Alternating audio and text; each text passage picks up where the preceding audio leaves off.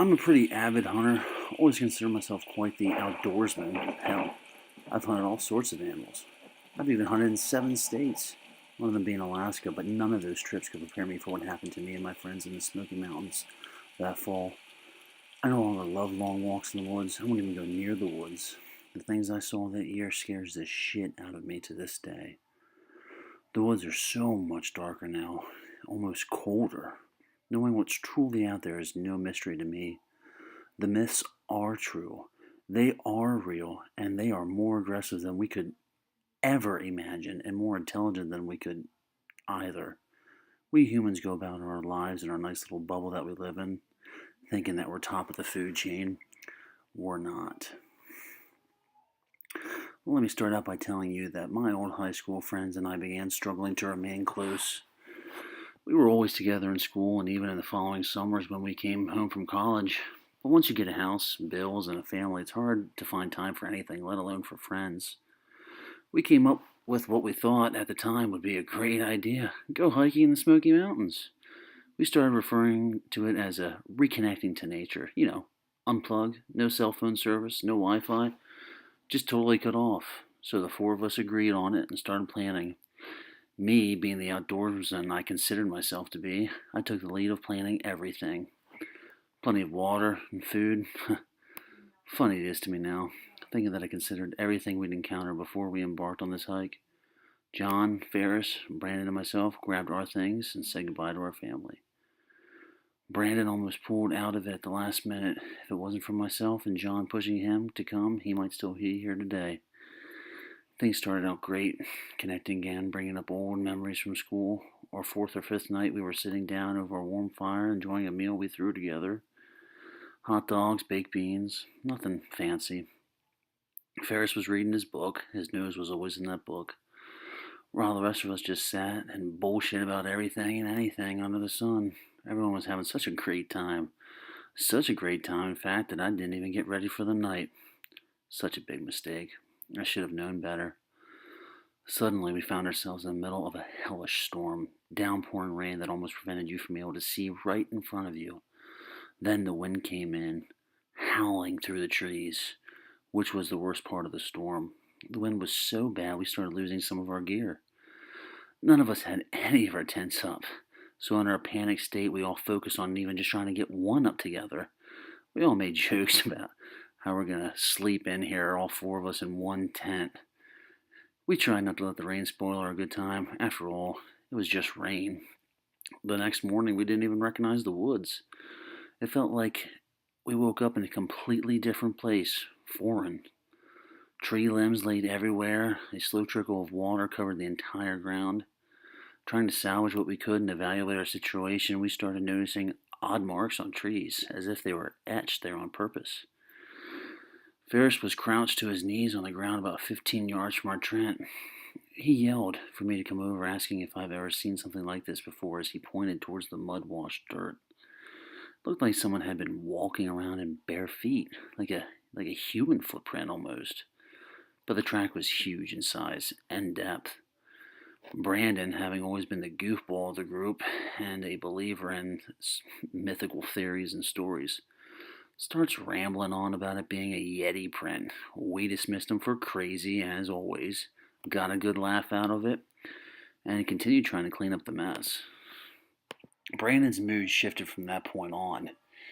He was nervous and continued to endlessly ramble on about that damn Yeti print.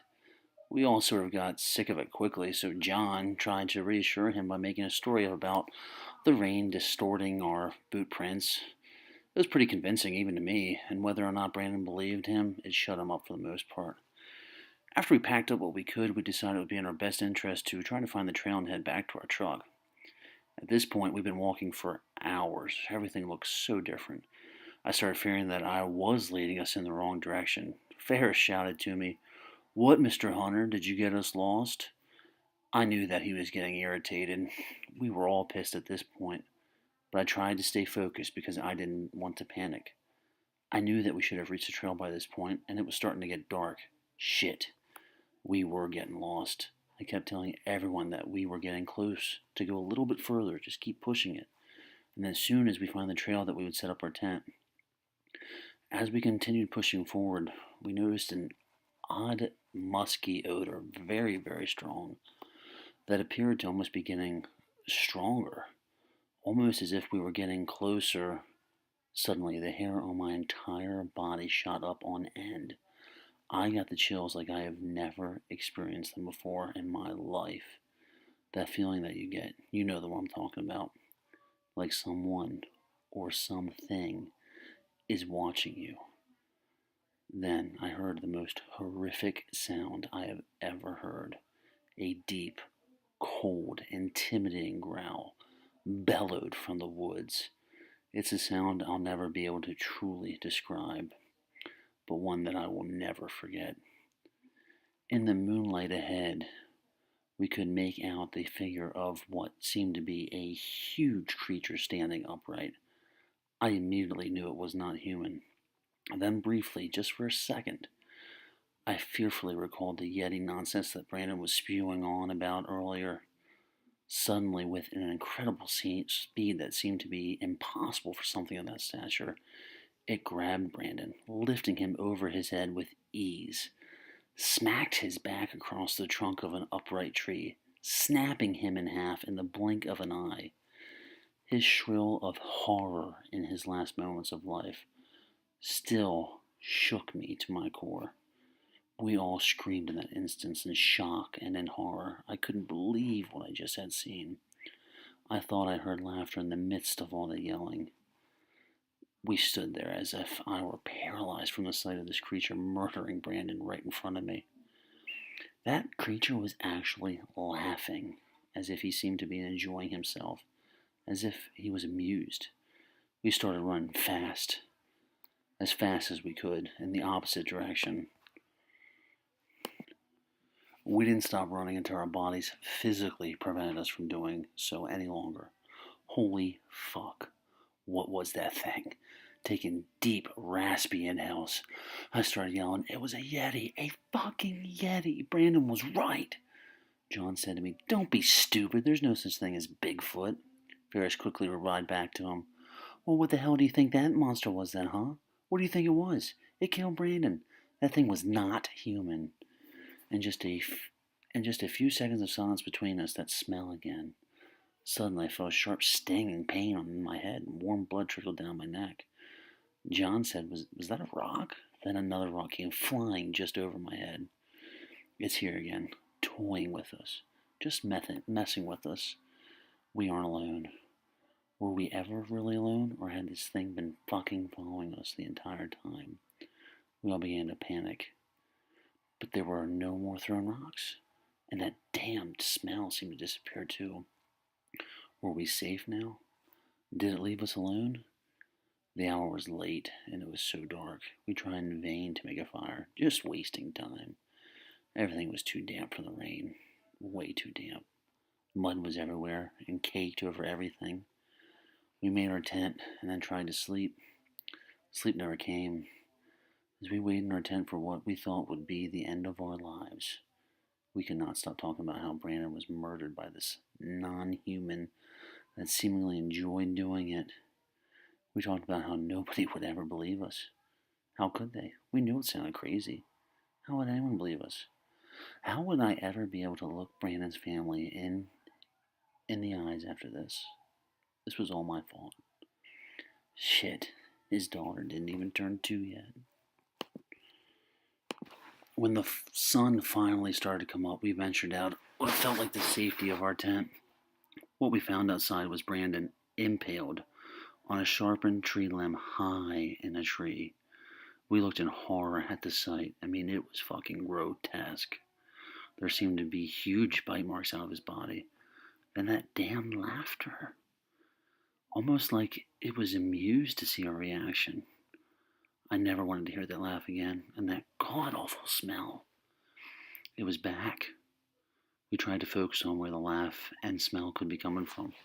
This time, we didn't want to run. In fear, we had a sort of unspoken pride and justice running between us. We outnumbered it. We grabbed some makeshift spears and some other things, and we thought would be helpful in our confrontation with this beast. My knife was a little dull, but I held it firmly in my hands. The three of us grouped up and started going towards the creature. We didn't really know where it was, but we could smell it. The thing stepped out of the woods and we got a good look at it. Its huge muscular frame had to be close to 8 feet tall, and its hair was thick and matted, knotted in areas with a reddish brown tint. Its hair on the top of its head almost seemed to be sort of kept. Its arms seemed to go down to the creature's knees. Everything happened so fast. Its head was large, with eerie similarities to a person's face. It was a truly massive creature. It had markings on its body, almost lines on its chest that were clearly self-inflicted. I don't know the exact number, but it looked like there was at least 10 cut into the flesh of its chest. It had no fear of us at all. It scanned over us and then pointed to our friend hanging in the tree. It was then that I noticed the deerskin belt. It unsheathed a knife with an elk antler as a handle. While pointing with one hand to our dead friend, it watched at us, grinning, as it marked its body with another mark on its chest, smiling and laughing slowly. It was actually laughing. Noises behind us made us jump as we heard twigs snap and stones rustle, and we knew it was from the weight of a creature's steps. It wasn't until then that we realized it wasn't alone. We never even considered that there could be more than one. Why the hell didn't we consider that? I don't know. But a smaller one ran up behind us with that incredible speed, like the first one had. It threw me to the ground as if I was nothing, while I tried slashing at it in a pathetic attempt to try to hurt it, but it felt useless. I felt like I was witnessing my last moments of life out of the corner of my eyesight. I saw John wield his spear like a true warrior. Lunging forward, he drove the tip of the spear in the creature's chest. As the creature made a sound of what I could assume was anger and pain simultaneously, it snatched the spear out of his hands and snapped it right in half, grabbed John, flung him on the ground, and stomped on his head. It was all unfolding so quickly in front of me, but I was stunned in fear and shock. I couldn't move. I could hardly breathe. So I just watched as his head exploded against the muddy ground. Blood, bones, pieces of his brain scattered everywhere. It was like something out of a goddamn Saw movie. I couldn't believe what I was seeing. I wanted to scream, but I still couldn't move. The other creature's smile faded and anger consumed his somewhat humanly face. As we both locked our gaze on Ferris, I began stumbling to my feet while catching my breath. I was shaking with adrenaline, but was crippled with fear. I watched both of those fucking monsters grab Ferris's arms and rip them straight off his body. The larger one grabbing his midsection and just took a bite out of it and started eating him right in front of me. Blood dripped down from his disgusting face, and I suddenly couldn't compose my body to do anything other than begin fleeing for my life. My adrenaline kicked in further, and I ran faster and harder than I've ever ran in my life. I was oblivious to anything other than the placement of my feet while running. The mud, the forest debris pressed beneath my quick steps, but it didn't slow me down. I was one-track minded at this point. Survival. I kept checking behind me for the creatures, for the Yetis. I might as well call them what they are at this point.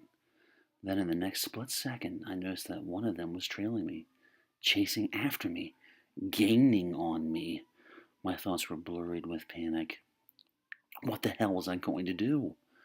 I heard the growing sound of rushing water ahead of me. With no time to really consider my options, if I even had any, I started running toward the sound of the water.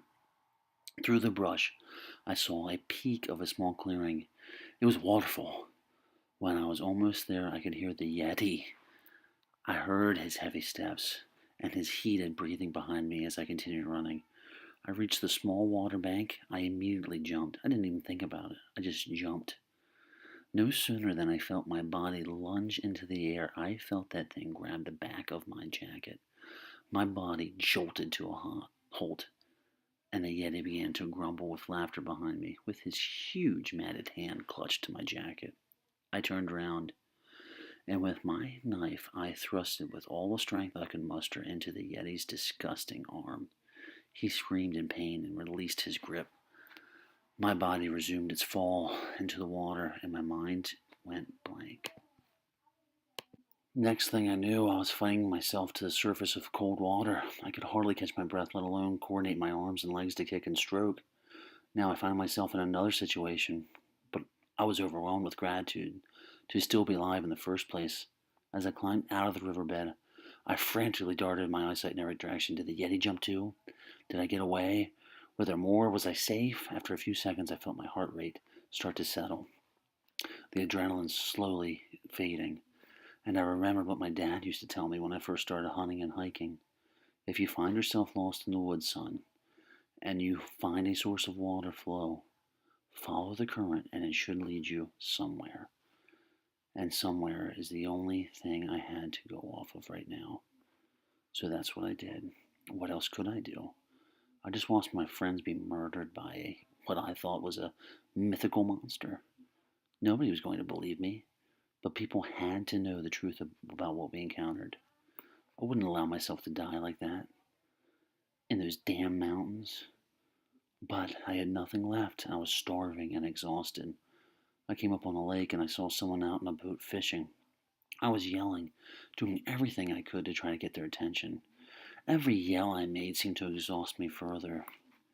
I've never been good at making fires, but I knew I had to try in hopes that he would see the smoke.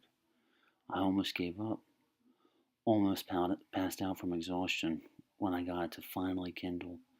I just kept thinking, it's not over, it's not over. I got the fire roaring.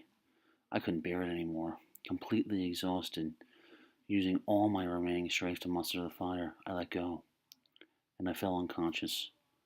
I remember falling to the ground, not knowing if I would be found, or if I would be found by those monsters.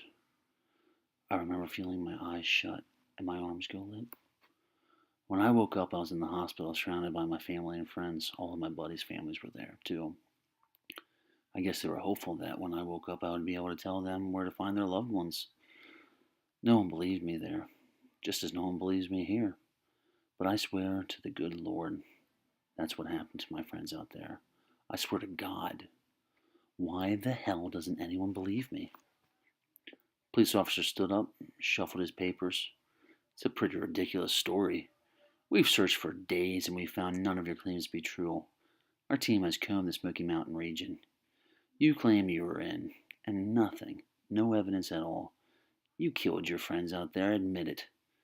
You murdered them in cold blood, spun some wild story to cover your own ass. He began to turn away from the interrogation table, walked towards the door. Heard his shoes shuffle against the floor and the door crack as he opened it. My head hung to the table between my fists as I said, I know what I saw out there. I know what happened. I am not a murderer. The Yetis killed them. They are huge, they are dangerous, and they are real. This isn't another missing persons case, officer. They're dead. I didn't kill them. You have to believe me. Beneath a smug chuckle, the officer muttered, Well, you'll be able to plead to the judge about all that. He left the door.